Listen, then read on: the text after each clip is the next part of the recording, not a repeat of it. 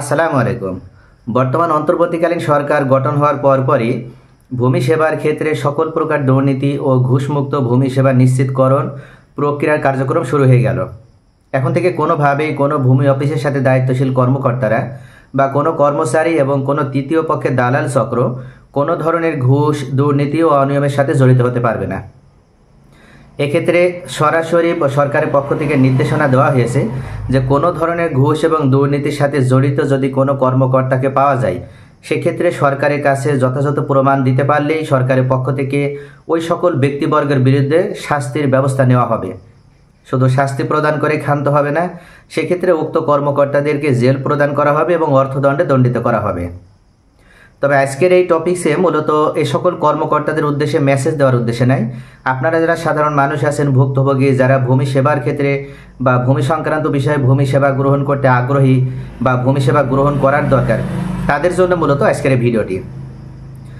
বাংলাদেশে সর্বপ্রথম রাজশাহী জেলার দুর্গাপুর উপজেলার সিংগাহাট ইউনিয়ন থেকে এই দুর্নীতিমুক্ত ঘুষমুক্ত ভূমি সেবা প্রদান কার্যক্রম শুরু হয়েছে।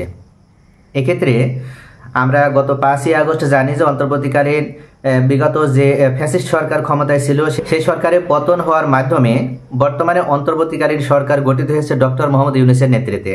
আর ডক্টর মোহাম্মদ ইউনূসের নেতৃত্বে যে উপদেষ্টা পরিষদ গঠিত হয়েছে, তাদের ভিতরে বিভিন্ন মন্ত্রণালয় বিতরণ করে দেওয়া হলেও ভূমি মন্ত্রণালয়ের দায়িত্ব স্বয়ং ডক্টর মোহাম্মদ ইউনূস নিজের কাছে রেখে দিয়েছেন এবং উনি এ বিষয়ে পরামর্শ দিয়েছেন ও নির্দেশনা দিয়েছেন যে কোনোভাবেই কোনো ভূমি অফিসের সাথে জড়িত কর্মকর্তারা যেন কোনো ধরনের ঘুষ দুর্নীতির সাথে জড়িত না হয়। এবং উনি সরাসরি বলেছেন যে এক্ষেত্রে জিরো টলারেন্স নীতি অবলম্বন করতে হবে। কোনো কর্মকর্তা তো বলে শুধু নয়, এছাড়া কোনো মধ্যপন্থী, কোনো তৃতীয় চক্র যদি এ ধরনের ঘুষ দুর্নীতির সাথে জড়িত হয়ে পড়ে, তাদের বিরুদ্ধে ব্যবস্থা নেওয়া হবে। আর এক্ষেত্রে অবশ্যই প্রত্যেকটা নাগরিক বৃন্দকে ভূমিকা রাখতে হবে। তাদেরকে বিভিন্ন বিষয়ে সহযোগিতা প্রদান করার মাধ্যমে বা যে ব্যক্তি এ ধরনের দুর্নীতির সাথে জড়িত তার তথ্য প্রদান করার ক্ষেত্রে সাধারণ জনগণকে ভূমিকা রাখতে হবে। ডক্টর মোহাম্মদ ইউনূসের নেতৃত্বে সরকার গঠিত হওয়ার পরপরই এই রাজশাহী জেলার দুর্গাপুর উপজেলার সিংগাহাট ইউনিয়নে ঘুষ ও দুর্নীতিমুক্ত ভূমি সেবা প্রদান শুরু হয়েছে। আর এই ভূমি অফিস থেকেই সর্বপ্রথম বাংলাদেশে দুর্নীতিমুক্ত ঘুষমুক্ত ভূমি সেবা প্রদান কার্যক্রম শুরু হয়েছে। এক্ষেত্রে সিংগাহাট ইউনিয়নের দায়িত্বশীল তহসিলদার মোহাম্মদ নরশাদ আলী উনি সরাসরি সাংবাদিকদের উদ্দেশ্যে বলেছেন যে এখানে আমি নিয়োগ পাওয়ার পর থেকে কোনো ধরনের ঘুষ এবং দুর্নীতির প্রশ্রয় দেওয়া হয় না এবং শতভাগ ঘুষ ও দুর্নীতিমুক্ত সেবা এখানে প্রদান করা হয়। উনি আরও বলেছেন যে আমরা সকলেই জানি যে এই ভূমি সেবা গ্রহণ করার জন্য যে সকল ব্যক্তিবর্গ ভূমি অফিসগুলোতে আসেন, ওনাদেরকে বিভিন্ন অজুহাত দেখিয়ে বা বিভিন্ন কৌশল অবলম্বন করে তাদেরকে দীর্ঘদিন তাদের এই সেবা গ্রহণ করা থেকে বিরত রাখা হয়। এমনকি তাদেরকে ভূমি অফিসে বিভিন্নভাবে বিভিন্ন পর্যায়ে ঘুরতে বাধ্য করা হয়। শুধু তাই নয়, তাদের কাছ থেকে বিভিন্ন অজুহাতে বাড়তি টাকাও গ্রহণ করা হয়। যেখানে একটি মিসকেস সম্পন্ন হতে বা একটি নামজারি সম্পন্ন হতে 28 কর্মদিবস সর্বোচ্চ 1 থেকে 1.5 মাসের ভিতরে সম্পন্ন হওয়ার কথা, সেই নামজারিটি অনেক সময় দেখা যায় যে 2 মাস, 3 মাস, 4 মাস পার হয়ে গেলেও সে নামজারির কোনো খবর থাকে না। এমনকি পরবর্তী পর্যায়ে কোনো ধরনের সঠিক কারণ না দেখিয়ে বা সঠিক কোনো অজুহাত না পেয়েও বাড়তি টাকা নেওয়ার জন্যই মূলত অনেক ব্যক্তি আছে যারা নিজেরা নামজারি আবেদন করে, তাদের নামজারি কেসটি খারিজ করে দেওয়া হয়।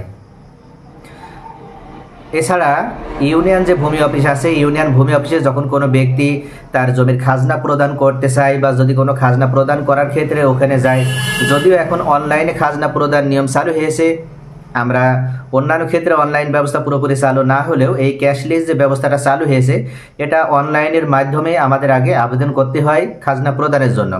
এক্ষেত্রে idtax.gov.bd যে ওয়েবসাইটে আছে, এই ওয়েবসাইটে ঢোকার মাধ্যমে একজন খাজনা প্রদানকারীকে আগে সর্বপ্রথম নিজের খতিয়ান সেখানে সাবমিট করতে হয়। আর যদি খতিয়ান না থাকে তাহলে সর্বশেষ যে খাজনা প্রদান করেছে সেই খাজনা প্রদানের রসিদটি সেখানে সাবমিট করার মাধ্যমে এরপরে 7 কর্মদিবসের জন্য অপেক্ষমান থাকতে হয়। আর এই 7 কর্মদিবসের ভিতরে যে ইউনিয়ন ভূমি অফিসের আন্ডারে এই idtax.gov.bd তে ঢোকার মাধ্যমে যে ব্যক্তি খাজনা প্রদান করার জন্য তিনার খতিয়ান সাবমিট করেছেন, ওই ইউনিয়ন ভূমি অফিসের দায়িত্বশীল কর্মকর্তা তহসিলদারকে 7 কর্মদিবসের ভিতরে ওনার হোল্ডিং নাম্বার অ্যাপ্রুভ করে দিতে হয় ওনার রেজিস্ট্রিকৃত নাম্বারে। আর এই হোল্ডিং নাম্বার যখন অ্যাপ্রুভ হয়ে যায় তখন ওই ব্যক্তি বাড়িতে বসে থেকে ওনার হাতে থাকা মোবাইল ফোন ব্যবহার করার মাধ্যমে ওনার জমির খাজনা উনি প্রদান করতে পারবে। এক্ষেত্রে উনি সরাসরি খাজনা প্রদান করার পর খাজনা যখন প্রদান হয়ে যাবে তখন অনলাইনে ওনার খাজনা প্রদানের মেমো বা রসিদটা ওনার ওই আইডিতে সরাসরি ডাউনলোড হয়ে যাবে বা ডাউনলোড করার সুযোগও আছে। এরপরও দেখা যায় যে এর পূর্বে অর্থাৎ এই অন্তর্বর্তীকালীন সরকার গঠিত হওয়ার পূর্বে অনেক ভূমি অফিসের দায়িত্বশীল কর্মকর্তারা ওনারা এই সকল ব্যক্তিদের এই হোল্ডিং নাম্বার অ্যাপ্রুভ করা থেকে বিরত থাকে এবং ওনারা চায় যে সকল খাজনা প্রদানকারী যেন তার অফিসে আসে এবং অফিসে আসার মাধ্যমে তার কাছ থেকে বাড়তি বিভিন্ন কৌশল অবলম্বন করে বাড়তি টাকা হাতিয়ে নেওয়ার মাধ্যমে তারপরেই কেবল ওনার ওই আবেদনটি অ্যাপ্রুভ করার মাধ্যমে ওনার হোল্ডিং নাম্বার অ্যাপ্রুভ করে দিবে। যার কারণে বিভিন্ন ক্ষেত্রে অনলাইনে হোল্ডিং বা অনলাইনে খাজনা প্রদান করা যাচ্ছে। এই বিষয়টি বিভিন্ন ক্ষেত্রে আমরা দেখি যে অনলাইনে খাজনা প্রদান করার নিয়ম চালু হলেও মূলত যখন কোনো ভূমি কর্মকর্তা যখন কোনো ভূমি মালিক অনলাইনে খাজনা প্রদানের জন্য এই অ্যাপ্লাই করে সেই সময় তিনার হোল্ডিং নাম্বার অ্যাপ্রুভ করা হয় না। মূলত একটি উদ্দেশ্যে অ্যাপ্রুভ করা হয় না, তার থেকে বাড়তি টাকা হাতিয়ে নেওয়ার জন্য।